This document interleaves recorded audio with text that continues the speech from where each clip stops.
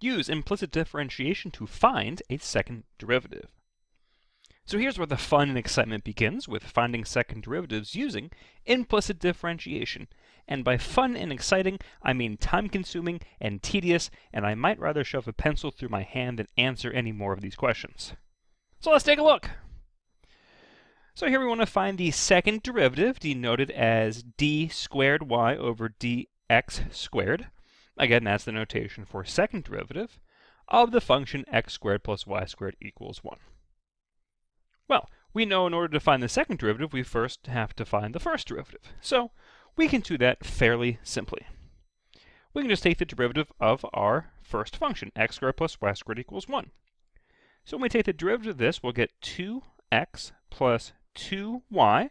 But remember, whenever we take the derivative of a y expression, we need to multiply by the chain rule, dy over dx. And then the derivative of 1 is 0. Alright, so now we just need to get the dy dx by itself. So we can come in here and we can subtract 2x from both sides, leaving us with 2y times dy dx is equal to negative 2x.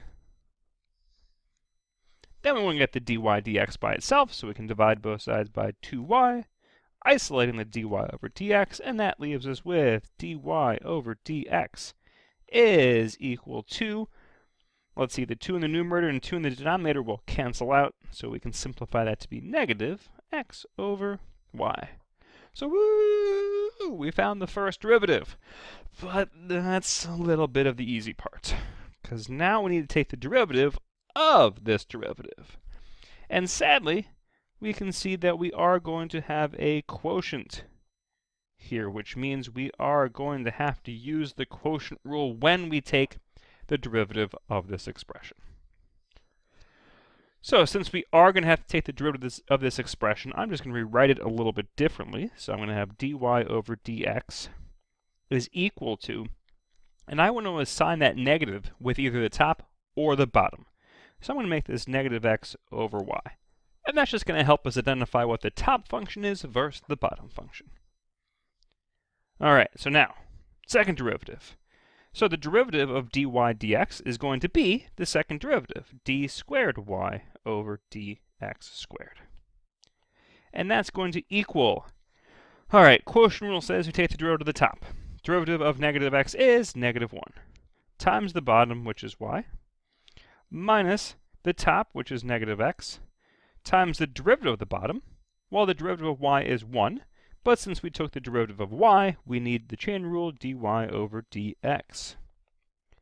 And this is all going to be over the denominator, which is y squared.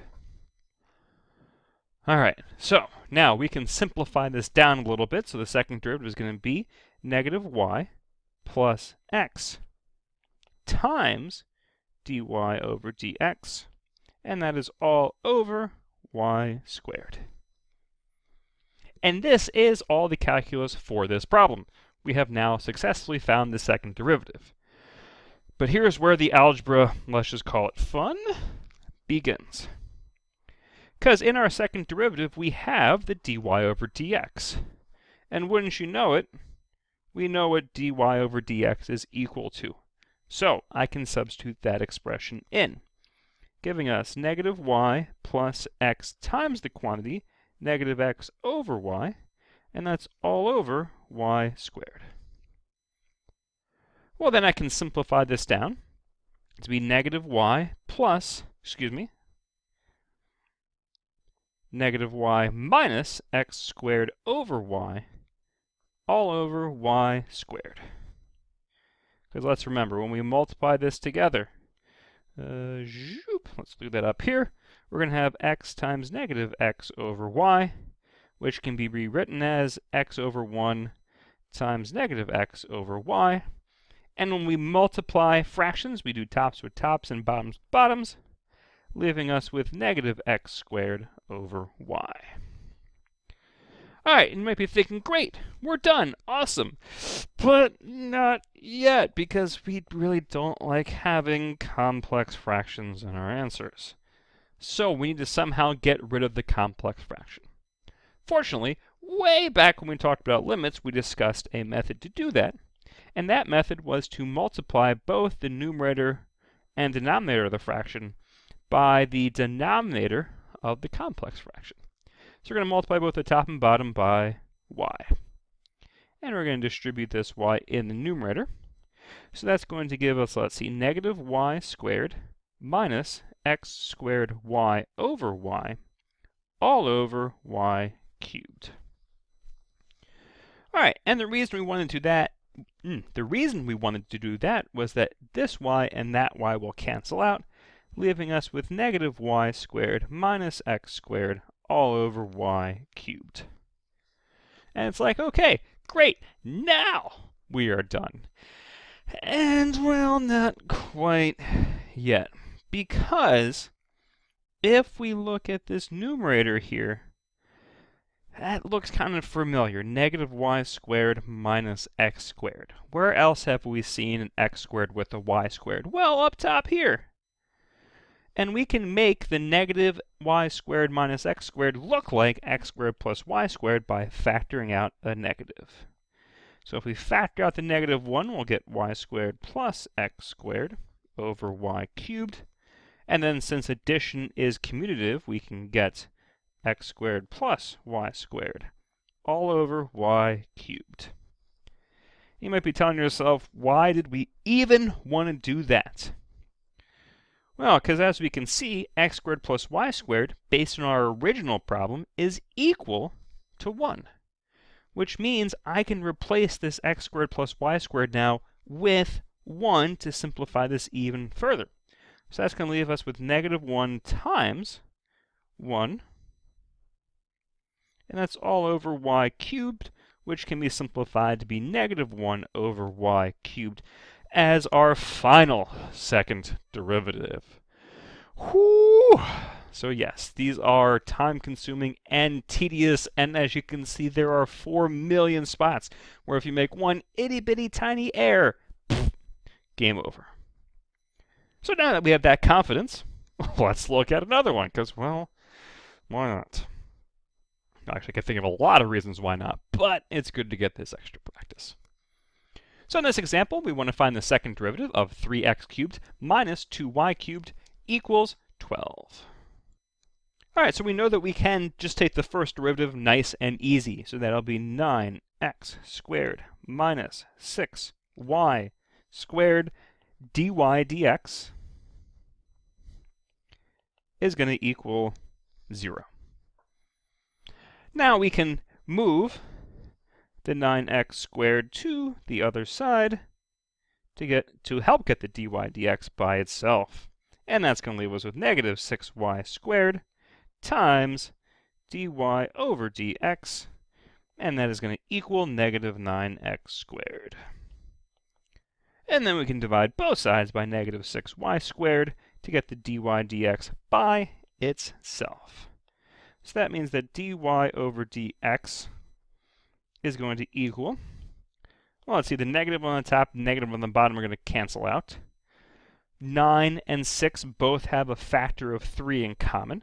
So that's going to leave us with a 3x squared over 2y squared as our derivative.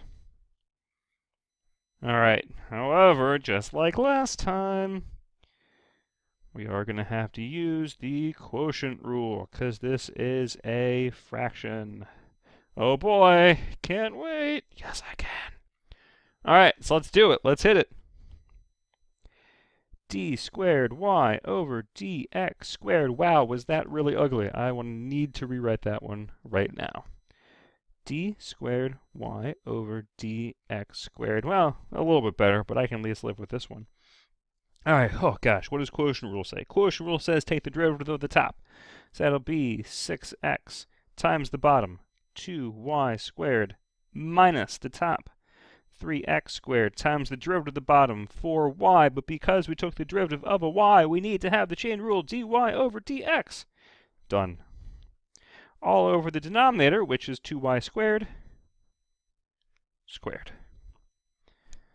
So let's go ahead and let's start simplifying this. So this is going to be 12xy squared minus 12x squared y times dy over dx, and that is all over 4y to the fourth.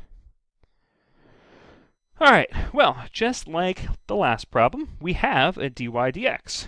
But fortunately, or unfortunately, depending on how you look at it, we know what dy dx equals.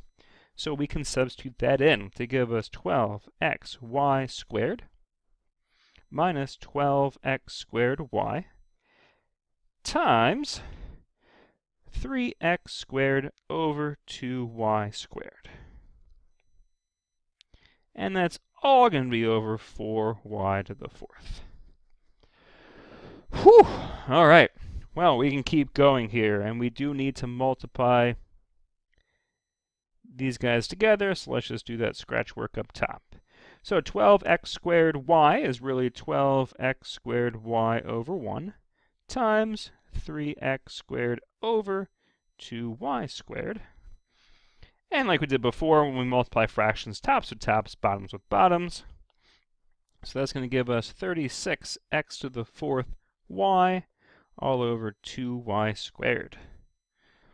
And let's see, 36 divided by 2 is going to be 18, x to the fourth, and then a y in the numerator is going to cancel out with the y in the denominator, leaving us with just a y in the denominator. So let's throw everything together. This is going to give us 12xy squared minus 18x to the fourth over y, all over 4y to the fourth.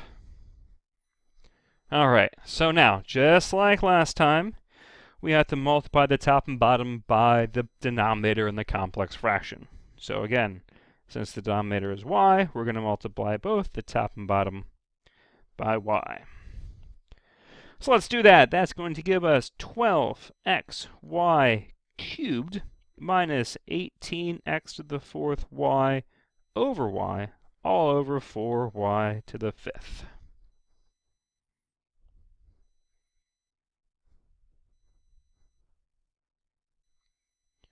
And now in the complex part of our complex fraction, the y in the numerator and the y in the denominator will cancel out.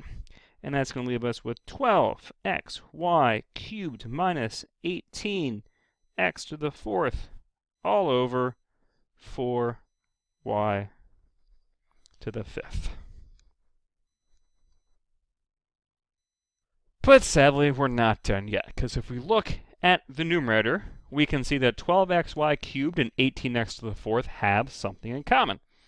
They both have a 6x in common, so I can factor out that 6x to leave us with 2y cubed minus 3x cubed all over 4y to the fifth. All right, well then we can see that the 6 in the numerator and the 4 in the denominator both have a 2 in common. So this 6 will become 3, this 4 will become 2. And we can continue simplifying. Oh boy, lucky us. All right, so 3x times the quantity 2y cubed minus 3x cubed all over 2y to the fifth. All right, great. We're done, but not yet. Because, just like before, we haven't plugged in the original function yet. And if we look at our inside factor here, 2y cubed minus 3x squared is really close to 3x cubed minus 2y cubed. The only difference is that the signs are reversed. So we can fix that by factoring out a negative. So this will be a negative 3x times the quantity positive 3x cubed minus 2y cubed all over 2y to the fifth. And then I can replace the 3x cubed minus 2y cubed with the 12 to give us 3x times 12 all over 2y to the fifth. And then I continue simplifying. 3x times 12 is going to be 36x over 2y to the fifth. And 36 and 2 can cancel out to give us 18x over y to the fifth. And I just realized I dropped the negative sign that was back up here, so let's go ahead and fix that. Throw the negative on, throw the negative on. So our final answer becomes negative 18x over y to the 5th. And praise the math gods, we are finally done, and ask them not to be this cruel and unusual in future problems. Yeah, right. Alright folks, well that is using implicit differentiation to find the derivative. Hope you had fun.